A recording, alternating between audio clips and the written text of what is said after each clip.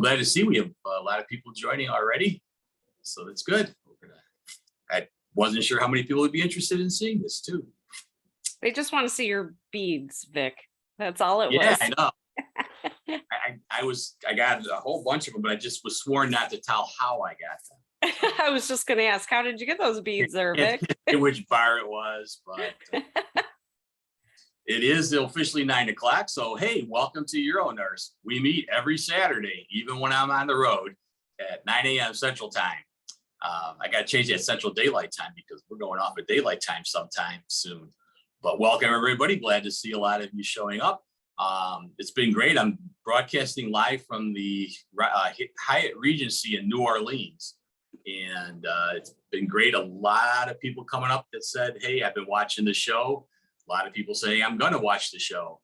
So it's been a real blast. But we're going to have our same format. We're going to take general questions. So if you have a question, go ahead and hit the Q&A button. Bear with me. Some of this is I'm working off of an iPad and trying to see all the screens is a little tough. But Lori's going to be reading the Q&A, so she'll take a look at that. But anyway, ask your questions if you have anything to ask. General questions for the first half. Second half, we're going to devote to a specific subject, which is what it's like to attend a SUNA meeting. So if you've been to one before, you kind of have an idea, but if you haven't, I've done a bunch of footage here to show you what I really think is the most fun. And I'm going to be showing that during the second half, and then take any questions that you might have about what's going on, what we're doing here in the conference.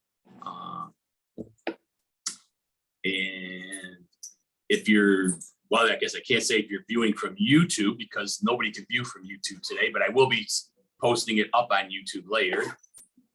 And I'm going to offer John the ability to become a panelist if you'd like. I just saw he came on because I can use all the help I can get, especially with this restricted screen. But anyway, so let's get rolling here. I'm going to start with, bear with me. I did have a question come in over the week from last week's talk, so I'd like to cover that. So Marty Pickard from Winter Haven, Florida sent this. He asked, if men are able to experience morning erections, is that considered a significant factor in the evaluation? And I'll be glad to chime in to start with. My answer to that would be yes, I think that's significant. Now, if we go by the NIH definition that I gave earlier at the last talk last week, so you have to be able to obtain an erection that's strong enough for sexual performance. So you have to be able to have intercourse with it. So a morning erection may or may not be qualified. So if you get an erection in the morning, but it's one of these things that, when they kind of push down on it, it buckles, that's not going to be sufficient to have intercourse. So they still are having erectile dysfunction. And I would certainly want to know that. Now, another thing that I was thinking about when I got this question, and let's see what the panelists, maybe their thoughts are, but if you're getting a good morning erection, then I would be highly suspicious this could be performance anxiety. So I think that may be a clue. So really good question. And thanks, I think it was Marty. Yeah, Marty, thanks for sending that in. But I don't know, Lori, you have any thoughts on that? Yeah, I totally agree with you. I mean, when we get these 20s and 30-year-old men that come in with erectile dysfunction, of course, we do the full workup to make sure there's no underlying cause. But in most cases, it is an anxiety issue. Yeah, definitely. And John, do you have any thoughts? I see your. No, actually, the fact that the patient is able to obtain a morning erection indicates that this is more likely a psychogenic versus organic. And like you said, Vic, the patient not only do you need to achieve that erection has to be functional. Meaning yes. You have to be able to maintain the erection to complete the act of intromission, or else it's by definition an erectile dysfunction. Yeah, good point. That's one of the things that I always looked at in the past, where people would say, well, what test should we do? And I'm like, really, if you can give a history and we can pretty much determine what's going on based on that, and the tests are not going to change the treatment options. So not really, thinking that there's, much use to it. And as I mentioned before, we used to do the old nocturnal erections, and you'd break a band on this thing, or we used to use stamps because they were cheaper. Now I think it's probably more expensive with a stamp, but it just doesn't give you any information, because if you can't use the erection, it doesn't matter if you can get one in the morning and it doesn't go in. So it's psychogenic problems. It's still erectile dysfunction. Feel free, anybody, to add in any questions. Otherwise, I will tell you that we're basing most of this on my experience today, or this week, at New Orleans. Luckily, New Orleans was spared the hurricane, for those of you, and that question came from Marty in Florida. So, I mean, hope everything went well. He actually, Winter Haven is pretty close to where my son lives in Florida. And I talked to him, and he said that a lot of rain, but they didn't have much, it was windy, but nothing that was damaging to their property. So they were happy about that. He said just a lot of rain. Yeah. So my heart goes out to those people in Florida. That was a tough storm, from watching some of that footage. But here in New Orleans, it's been high in the 70s, 80s every day, sunny, been absolutely beautiful. Been doing a little touristy stuff around the city. We went to the World War II Museum. If you've never been to it, it's absolutely amazing. I think it was Tom Hanks who built that or supported it but it just, I always thought I knew a lot about World War II.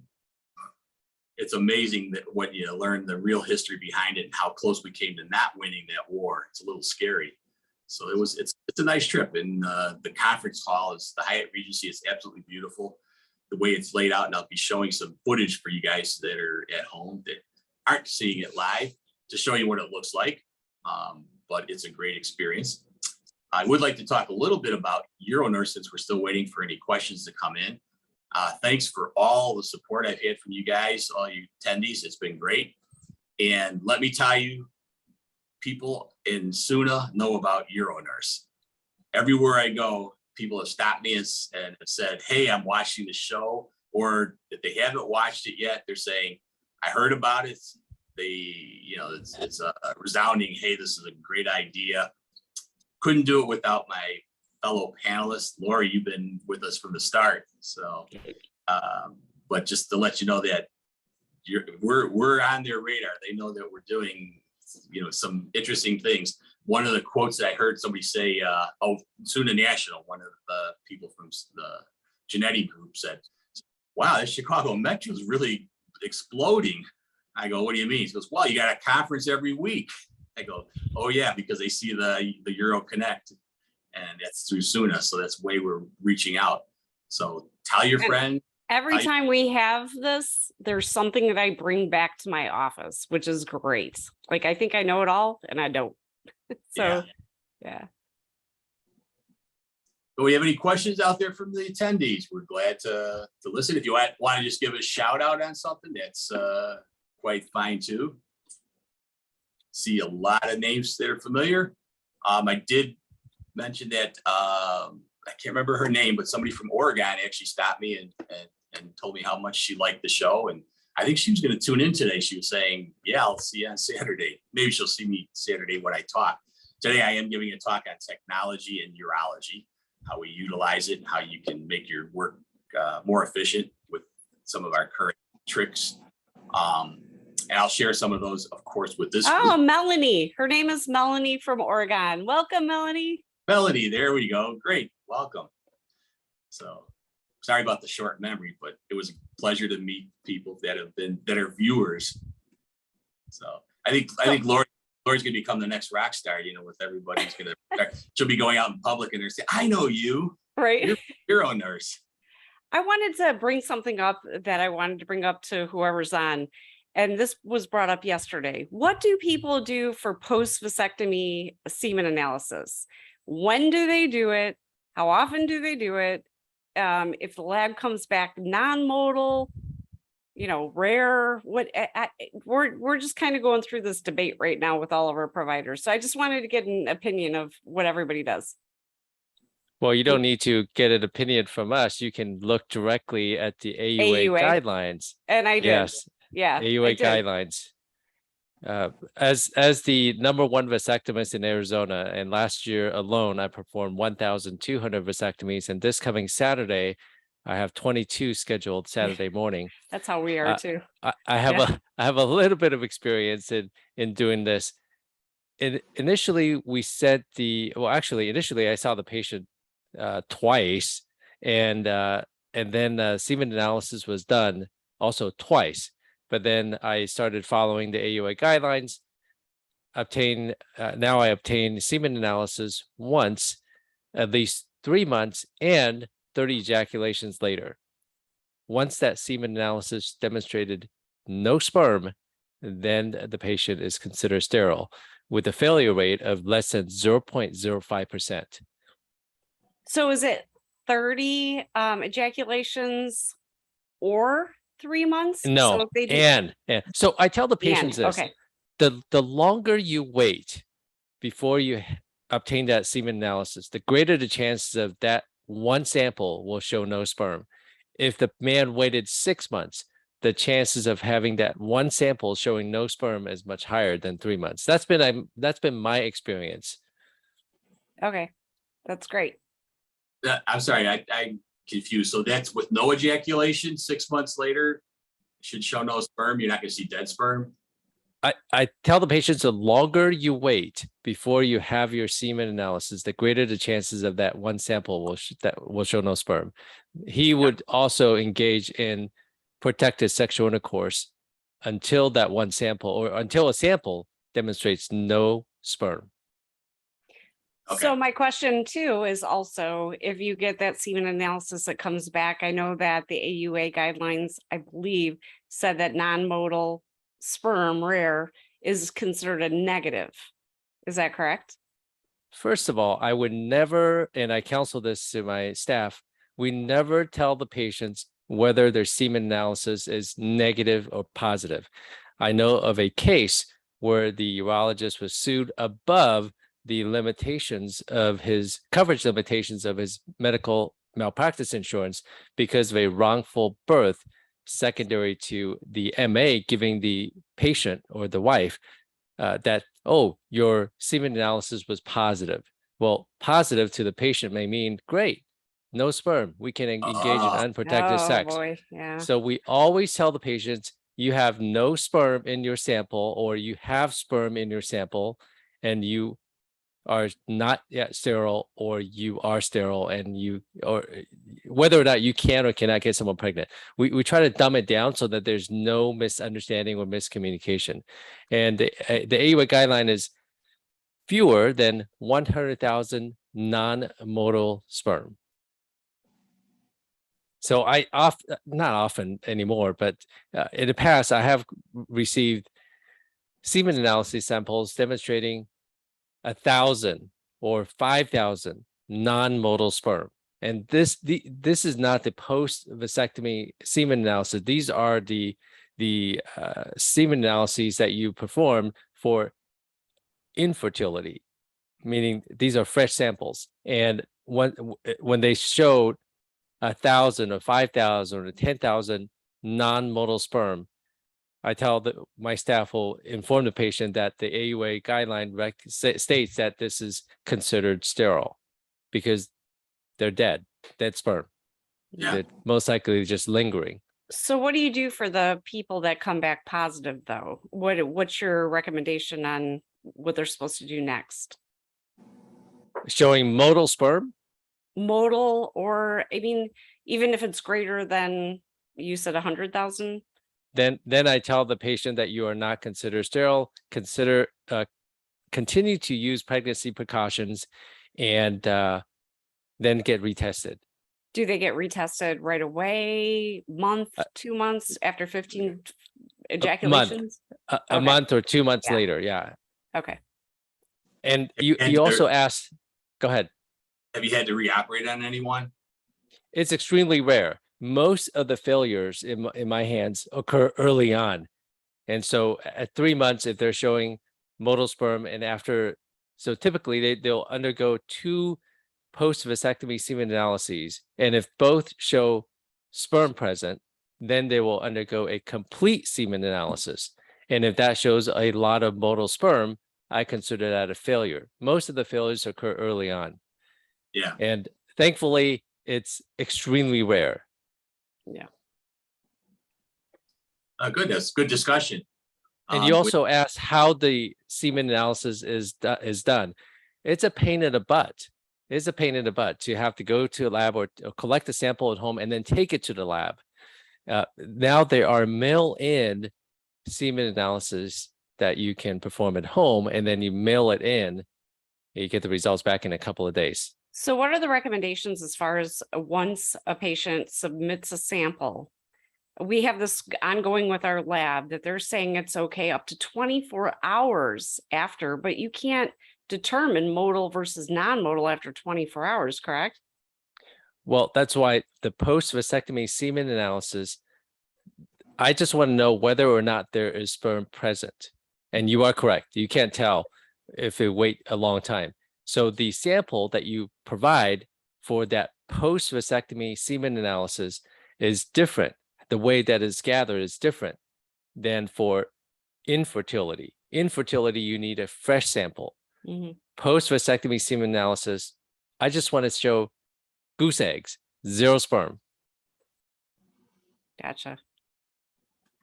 So Yes. the level, the threshold is set really, really high. The bar is set really high. I tell the patients, I'm taking 20 to 250 million sperm per cc, and every time a man ejaculates, it's about 3 to 5 cc's that comes out.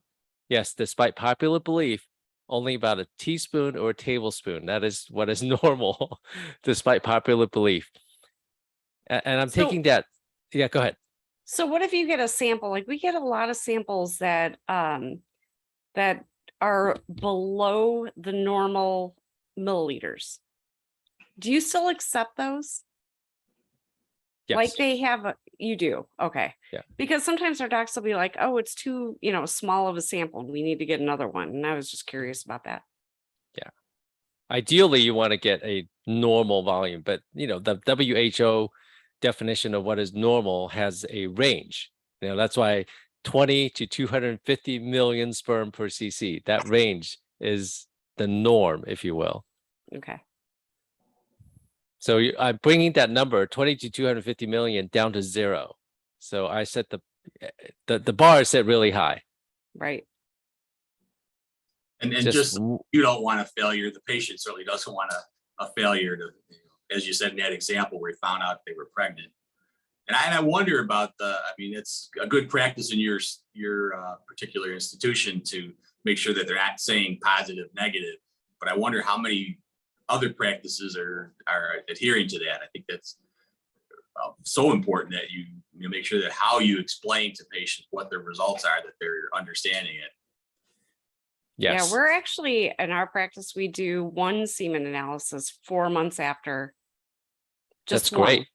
And that's it. Yes. They don't have to repeat unless it's positive. That's great. And then But after you have to make after a year, if it's positive, then they'll go for a full semen analysis. Yeah. Yeah. There's That's reasonable too. Yeah.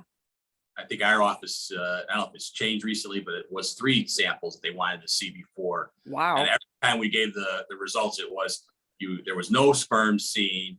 You still need to continue to use birth control until we see 2 more samples. And then it would be, there's no sperm seen. Wow. Still use birth control until we see 1 more sample. And then it was, the party balloons and hey, everything looks fine. Which begs the question, your compliance rate. Yeah. Yeah, I think That's the first 2 were high, but actually I was surprised. Most of them I would get the 3rd because a lot of times I'm the guy who got to give that good news. So some of our doctors will actually require the patient to follow up in 4 months after a vasectomy. And if they ensured that they did their semen analysis, they can cancel that appointment. But if they're on that schedule for 4 months and they didn't do it, that's how we kind of track our patients. That's a good idea. Okay, that begs the question, what is the medical necessity of having that patient come back at 4 months if all you wanted is a semen analysis? There is none. Except then to you ensure that they have okay, that semen great. analysis. Even though it is outside of the 90-day global period of a vasectomy, we're talking True. coding and billing now. True. Even though it is outside of the 90-day global, you have no medical reason to bill for that visit. So you're doing that visit for free, right? True, although we would catch it because we, of course, check our charts the day before or our, and so we'd catch that and then just make sure we call the patient and just remind them. After that, we don't track it anymore. Yeah, so you want to make it as easy as possible for the patient to obtain that semen analysis. And we have found some of these mail order companies is the easiest. Either you can have that company send the kit to the patient, or your practice can buy the kits and then you can sell the kits to the patients. He will take it home after his vasectomy, perform the semen analysis at 3 months or 4 months, and then mail it in. And in 2 days, he'll get the results. Yeah, I think that makes a lot of sense. Plus, you've got a record to Yeah. All right. I don't see any other questions coming in, so I'm going to move along with the next part of the program. If you have a question that you come up with while you're watching, I'm going to show you what I've been doing for the last couple of days here in New Orleans. For those that have never gone to a SUNA meeting, hopefully this will inspire you to want to go to one. Bear with me because I have to figure out how to share this. I'm actually looking forward to hearing some of your technology and urology talk. I'm a techno geek. That's going to come up later. That was a tease for that one. All right, let's see. Here we go. And I'm not, so I should be there. All right, let's say hello real quick while Vic is teeing up. April, Charlene, Diane, Lisa, Melanie. I love the way your name is spelled, Melanie. Neil, Rachel, Rochelle, Rebecca, Robert, Susie, and Teresa. Thanks for joining us. All right, I'm going to go live. Hopefully my screen should be the full view. And here we go. Hey, here we are at the registration desk. I'm just getting all my registration stuff. Here to pick up my badge and stuff. There it is, all ready to go. Wow. Thank you very much. All the sessions will take place in this hallway here for you. Okay. Exhibit hall, great shots here, storage hall, and then at 6 o'clock. 6 o'clock today. All right. Are you getting food there? Yes. Some refreshments and some snacks. Sounds good. Yeah. See you then. See you Really then. shouldn't be in here, but I just wanted to, I'm dying to give you guys at least a early look at what goes into all of this setup here. So there's going to be stands everywhere. We'll hopefully have some reps that'll be willing to talk to us on camera, and I'll bring that film to you later. I just got here, just registered, and we're going to see what happens. So it's nice that all the meetings are held in the same area. So this area will be all the different meeting areas. We got refreshments, got to have those. So it's empty right now because we're here before the conference gets going, but this is exactly where it's all going to take place. This will be the first place I'll be at tonight. Right here, the business meeting and awards. Hopefully our chapter will win an award tonight. We'll find out at the business meeting. It's going to be starting pretty soon, but I thought I'd give you a quick look ahead of time and see what it looks like at a business meeting. People are starting to pile in, and we're going to have some really good action going on, so stay tuned. Presidency started off kind of with a bang, being virtual during the pandemic. My first year, virtually everything was virtual. And so we really had to learn how to do things differently. I was really well blessed to have the annual conference in my hometown, first one back in person after the pandemic. And it was so much fun being in my hometown with a lot of my local friends, reps, everyone around. But now, as I'm going to be passing the gavel to Glenn, unfortunately, this presidency is kind of ending also with a bang, with Hurricane Ian, whoever, one of those hurricanes, kind of screwing up things with hitting Florida and causing some of our members, planning committee chair, to have that presidency. And Bobby, this was like our new Alabama rep, and he was like, you moved in a house. How you doing?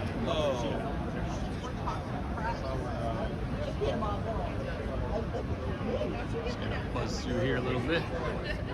Let you kind of see some of the booths that we got.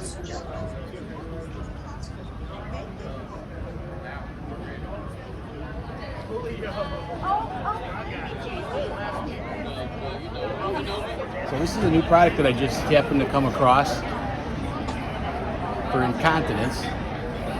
The quick Have change you wrap. check it out? Yeah, Go to quickchange.com. there we go. And just so that you know, the quick change wrap has been on the market for 5 years now. It's in some of the most respected systems, hospital systems in the United States. Baylor Scott and White, the Mayo Clinic,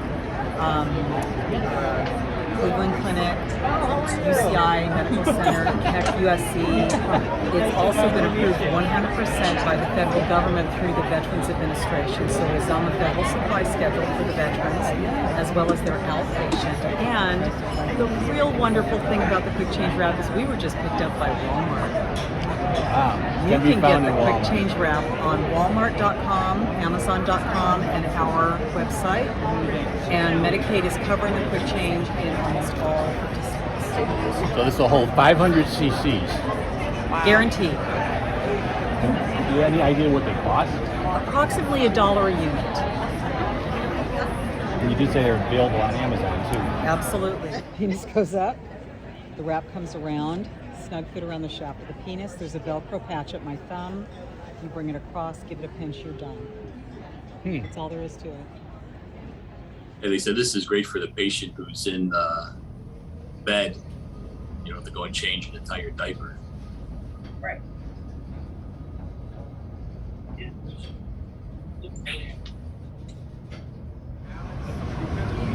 Hey, how you doing, Lisa? Hi, Vic. I'm good. How are you? I just came to the WellSpec booth to talk with Lisa a little bit about what's new, what products are out here. So we have Lofric L here. Lofric L is our newest female length catheter.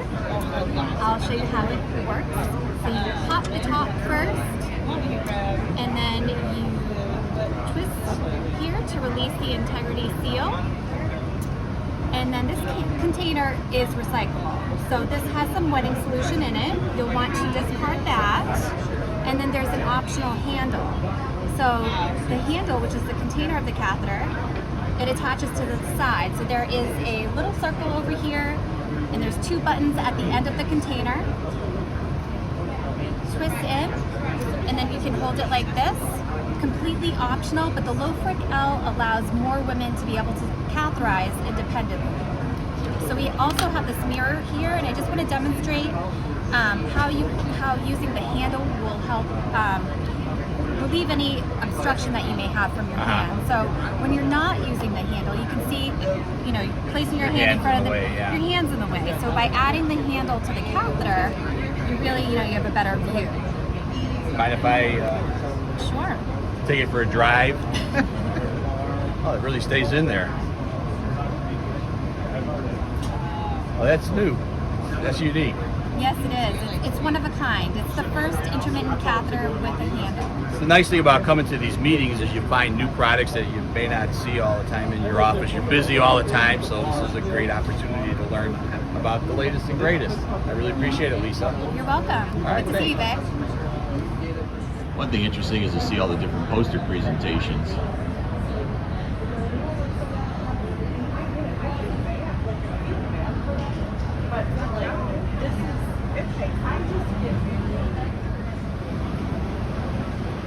What we mentioned at our last meeting, talking about another subject that would be good to talk about, female sexual dysfunction. Here's a screening tool about what this is and what it means. Sure. So essentially what we assessed was the use of mechanotherapy in women with stress urinary incontinence, and are those results sustainable over time? So what mechanotherapy is essentially adding load to the pelvic floor. So it's looking at it with the use of this product 2 different ways: by stretching the tissue to prepare it for movement, and then by adding a little oscillation. So what that's doing is creating cellular change in the tissue and naturally helping to recruit more muscle fibers. So that combination of mechanotherapy is paired with an active Kegel contraction. And so what we found with the use of that is we assessed pad weight in the initial part of the study. We looked at the ICIQ and the iQual. And as a full cohort, we found that pad weight continues to improve over time. And by the end of 12 weeks, as a full cohort, their pad weight was down to just about over 6 grams, and we classified continence as to less than 10 grams. With the ICIQ, continue to improve over time as well, and even when we break it out into severity of symptoms, them as a whole cohort continue to improve even based on severity. When we look at quality of life data is a higher number denotes improvement. And then when we break it down into severity of symptoms, mild, moderate, and severe. So no matter the amount of severity somebody has, they're kind of all the same across the board from baseline to 12 weeks with that significant improvement in trend. And the most interesting aspect that we found is even after 12 weeks, so we followed them for 2 years. So after 12 weeks, the majority of women discontinued use of the product, and those results were sustained and even in some cases improved after 2 years. Wow. So what we found as a trend, it's a really effective treatment. It's just 5 minutes a day, at-home treatment for women, and they can improve their stress urinary incontinence, so those muscle changes are happening, improving strength and tone, and gaining them continence, and those results are sustained and demonstrate durability over our 2-year follow-up. That's great. I always find there's a great need for more non-pharmacologic treatments. Exactly. Like there's other options out there versus just medication and surgery. And I'm sorry, I didn't catch your name. My name is Leah Folker. Oh, very good. Yeah. Great.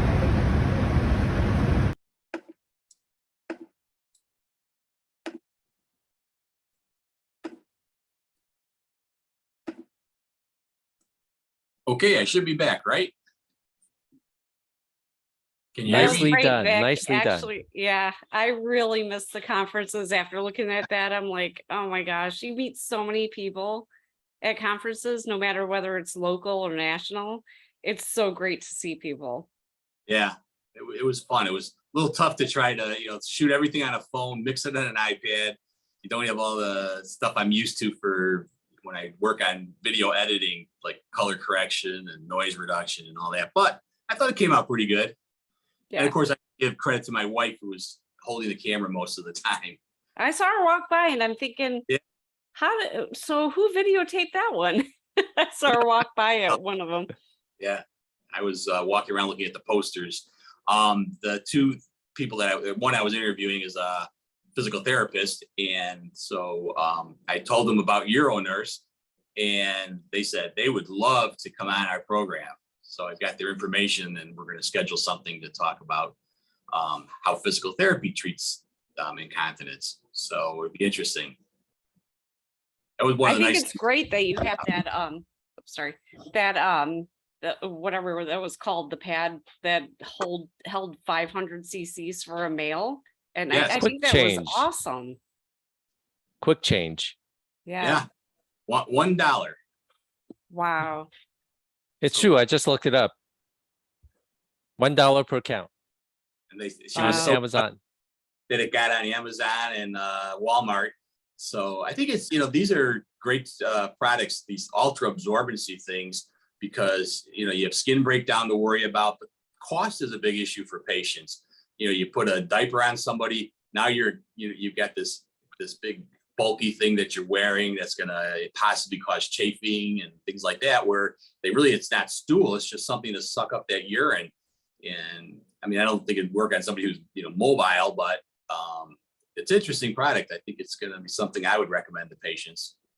Well, and the fact that, most patients don't use them use, Depends or whatever, because they're too expensive. And so they just wet the bed. They don't do anything about it. And these are great ways for these people to use something that's hopefully less expensive. $30 a month. Hey. Absolutely. And I think it's Something- always a big plus when you can just buy it yourself, go on Amazon and order it. Right. Something that is not so inexpensive that works well for females is something called Pure Wick. The Pure pure wick. wick, yeah. Yeah. So it's great to have that quick change. Mechanotherapy, that's very interesting. And then low fric L, that I think that's a great idea. Not everyone has good hand dexterity, and that's one of the biggest concerns Mhm. for my men and women who have the self cath. And having that L shape makes it a lot easier for a lot of the ladies, and giving them that independence is really, really important. Yeah. And I think that not everybody needs that extra handle, but as she was, and I don't know if I caught the angle very well, but she had a mirror there because some females really need to use the mirror to try to aim it. And as she was showing, now you can't see because your hand's in the way. It's blocking the mirror. That L gets you off angle enough so you can see where you're aiming. I mean, I think I always walk around and say, what's new and exciting? And she said, well, I think I've got something for you. And then was willing to record that for us. So that was nice. And that's what you get in the meetings. And we can chat, Vic, at the after party about how whenever I go to these conferences, how I interview these vendors and the tech that I use. Yeah. I'm not aware of anyone who does what I do. Every meeting that I attend, and a lot of attendees don't realize this, these vendors, to have these booths at these meetings, cost them thousands of dollars, plus the actual people who have to be there for multiple days, the travel expense. And so it's very, very expensive to these vendors to help support the meetings. And just the attendee fees is not enough to allow the like SUNA or AUA to put together these meetings. Without industry support, it just doesn't happen. So every chance I get, whenever I can, I will go out and interview some of these vendors, and then you can see it on my YouTube channel, actually, John Seeley NMD. I interview a lot of vendors and try to bring that information to those who can attend. It brings value to the vendors and they love it. And it encourages them to want to come back and repeatedly sponsor the various meetings. And we can talk about the tech afterwards. Absolutely. I mean, that's the whole time I'm doing this. I'm thinking, oh my gosh, I should have a handheld mic, something that I can, get better audio. Of course, you leave with what you've got and you think, okay, I'll see what I can do. And amazingly, I mean, all this thing was edited on iMovie, which is built into the iPad. And I've got the iPad Pro, so it's the highest version, but it's just was amazing at what I could do because I haven't edited a lot on it. I use Final Cut Pro on a big one. And I know I'm getting geeky here for some of the audience, but it was fun to do. That's all I can tell you. And I agree with John that, being able to share this with the vendors saying, hey, here's an opportunity if you want to talk about your product, they lit up. It wasn't anybody like, oh, I don't want to be on camera. There was a few attendees that I offered to put on camera and they were like, I don't like to be on camera. But they're I told them it'll be out on YouTube. So people are going to see them and learn about products, especially I think that one incontinence product was neat. And some really good speakers out there. They hawk this stuff all day long. So they're balanced, or they're well polished at putting on a presentation. You'll find that pharma will most likely not talk to you, or if they talk to you, they didn't realize they couldn't. They'll hear from corporate after my video goes on YouTube. They'll hear from corporate, and corporate will tell them, hey, would you mind telling Dr. Lin to take down that video because they need a specific person in their company to speak on medications, right. Whereas supplies and durable medical equipment, they have looser guidelines, so they can talk about their products on camera. Absolutely. And it's funny how you see all these reps that come in, and just for example, like we just started doing XIAFLEX, and this person comes in to help us with the first XIAFLEX, and she's not clinical. So I'm like, I'm asking her questions, she doesn't even know how to answer. Like it's amazing how these people are trying to help you, but they're not clinical at all. So the best information comes from the clinical experience, period. Well, I think being a rep is not very easy because you have to balance that clinical knowledge with people skills and knowledge about coding and billing and reimbursement. So I think they have a tough job. And certainly for something like XIAFLEX, you definitely need someone who is very clinically oriented and also knows the reimbursement aspect. Yep, absolutely. And it's kind of nice to be able to reach out and talk to people about their products and see what's being utilized. And I'll always find it's never been a meeting I've gone to. I haven't found one product that I'm like, didn't know about that. So if you don't go to the meeting, a national meeting, certainly go to your local meetings because again, at our chapter meeting, which is coming up November 19th. November 19th. So for those that are in Chicagoland area, don't miss the Chicago Metro SUNA meeting. It's going to be a great one. Go on to UroNurse.com. There's a link right to the Chicago Metro website because Chicago Metro was the one who generously donated the money to fund for the webinar cost on this. But the upcoming meeting is going to be great. And for those of you that don't live in Chicago, Chicago's a nice place to visit. It's a hub. Southwest flies into Midway. It's real easy to get from Midway over to the hotel that we're hosting it at. So, and they've got great accommodations. And we've got vendors. Yep. And I've actually talked to some of those vendors. Yeah, as John said, you can't put on a meeting without vendor support. No. The cost of this stuff is tremendous. Well, it's great. Any questions from the audience? Anything you want to know about the meeting? Do you care whether I enjoyed it or not, or did I learn anything? I'll tell you, so far I've gone to, I went to a really good talk last night on Peyronie's disease, and it was very interesting. Learned a few things different, some of the surgical stuff that's they're utilizing and the techniques.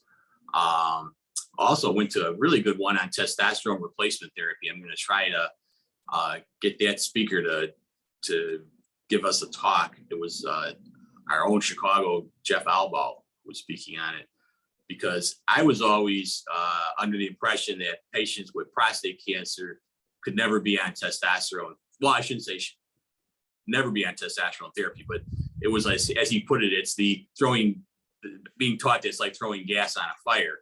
And the logic has changed and the AUA guidelines have changed. And it made a lot of sense because the big thing he was saying is, think about the patient who has prostate cancer and has a normal testosterone level. We don't suddenly take them down to nadir for treatment. So he said, it doesn't make sense that patients should have to suffer with low testosterone. So we need a speaker.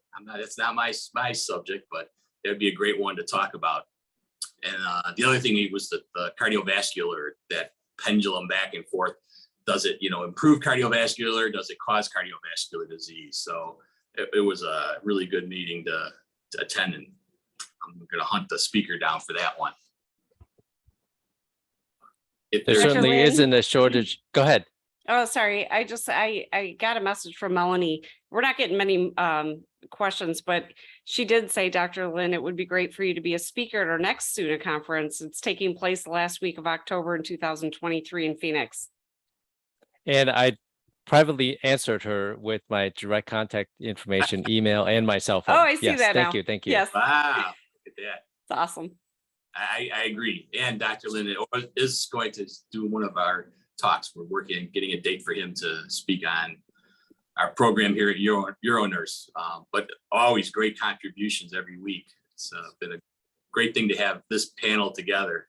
So. Just like what you're doing, Vic, you're doing this. I mean, you're semi-retired. You're doing this because you want to pay it forward, and that's why I do this. And also, besides that, I'm still practicing, so I'm learning from both of you. You have more years in urology than I do, even though I'm older than Lori. Hey, now.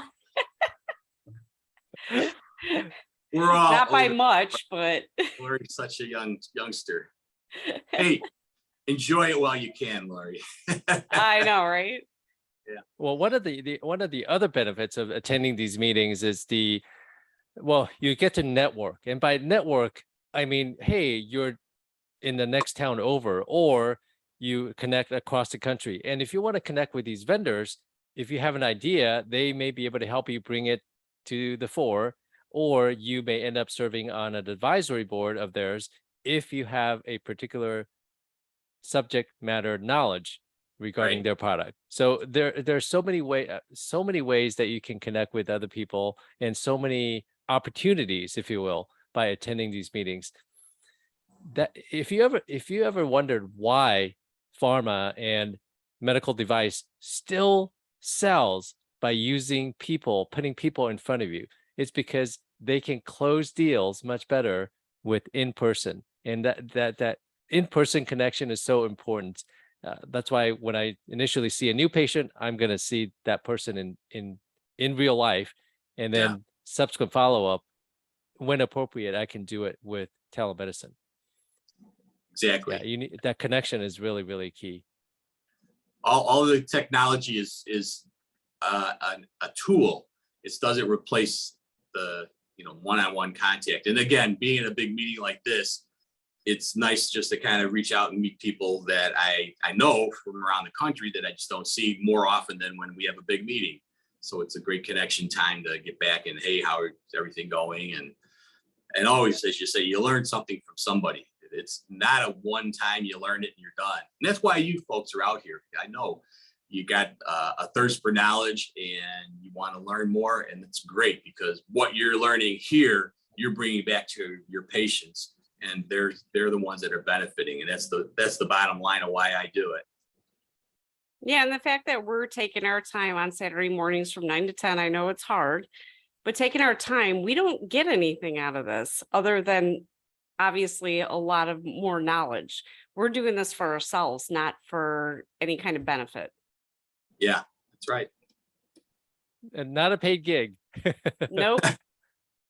Nope. But I enjoy it every week. I look forward to it. But I'll tell you what, some of the things that I don't get paid for are the things I enjoy doing the most. So there's more to life than money. Yep. But it helps pay the bills. Well, at this point, there's nobody else with questions. I'm at an active meeting, so I'm going to try to sneak off and get to the next talk, which happens to be medications for erectile dysfunction. Just see what's new, because you got what was old last week. So I may be adding some new updates after I go to this meeting. The after hour is always available. I just may not be there because I'm going to be gone. But if anybody wants to join it afterwards, go ahead and click it. The link opens and it'll shut on its own. Vic, we have a couple of questions real quick. Oh, go ahead. Oh, so Rachel Smith said, would love to hear more about testosterone therapy or replacement therapy. Would be curious to know if anyone uses sub-Q testosterone for patients. And then we also have a question about where's the next SUNA conference going to be, which we have a spring and a fall. So I guess the question is where the spring one Are they is. referring to the big SUNA conference? That's a good question. So I'll that's answer Susie the Swain. The big SUNA conference is going to be in Phoenix next year. But isn't there a spring and a fall? Well, there's a Philadelphia for the advanced, it's called the Urologic Advanced for the advanced. Yeah. And that one's going to be in Philadelphia. So the next Chicago Metro SUNA conference will be on November 19th, and that's at the Hyatt Regency in Lyle, right? It's in the Sheraton. Sheraton. Okay, Sheraton. sorry. I know it when used it to be goes at the back Hyatt. and We forth. moved to the Sheraton because they've got such great facility. They have a huge exhibit hall, which the exhibitors love. And then the meeting area is atrium seating. So you've got that staggered stage. Yeah. Get a great view and great acoustics. So we look Good. forward And to as far as the testosterone replacement, we haven't used sub-Q testosterone. I went from a place that I worked for a long time. We gave a lot of testosterone, these testosterone cypionate IM. Where I came to a place where actually our office, unless they do the pumps or the pharmacy ones, the patches, their own injections, we don't give any testosterone in our office because the providers choose not to want to follow that, so they send them to endocrine. Oh, yeah. Yeah. Our favorite has always been the pellets, the implantable testosterone. They are pellets. thinking about actually doing the pellets because we have physician's assistants and they're allowed to do pellets, so they may be managing these people. in the near future, but other than that, we don't do testosterone other than pharmacy. And the subcutaneous is that new one, I think that came out, Exo, can't remember the name of it. Maybe John can address that one. You use Is it. it a Veed? A Veed? Or maybe not. I believe Avid's a pellet.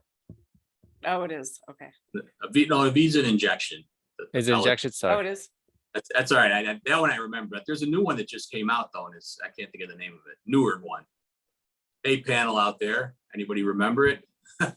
See, that's why I'm not speaking on testosterone. I don't remember. And I heard it last night, but one of the disadvantages why I like this format 1 hour is I can remember things for an hour. But the format at the national meeting is you wake up, you start going to meetings. When the sun goes down, that's when you go down. Well, actually, that's when you do some extra meetings. I went to a leadership meeting last night with all the chapter heads to discuss what we're doing differently and how we can help each other. So, well, it's been a great meeting. I appreciate your help, everybody. Again, join the after party. Zyosted. Zyosted? Thank you. Never heard of it. Yeah. XYOSTED. I interviewed a rep, and that interview is actually on YouTube with 11,000 views. There you go. So if you want to learn more, you can check the YouTube video out. And again, I'm hunting right now. I've got a couple of people in mind that do testosterone to try to get somebody to speak on that for our group, because I think that's definitely some area we want to. Well, we cover anything. Whatever you guys tell us, we're going to find a speaker. So I've got a good list of people that want to talk, which is a nice start. So we got to keep this going with interesting stuff. All right. Well, I'm going to say goodbye to everyone. I'm going to get off to my next meeting for the rest of the day. It's been great. I'm glad we did this. It's kind of neat to do the remote to see if it can be done. So John, thanks a lot. Lori, thanks a lot. Yeah. And all of you out there, the ones that are at the meeting, say hi. And the ones that are not, we'll see you next week. Next week, Vic, remember, thanks. Complicated Catheter Problem by Todd Thompson. Vic, right, thanks go for doing this. Yeah. Thanks, Vic. All right. See you Thanks all. everyone for joining. See you at the after party. All right. Bye.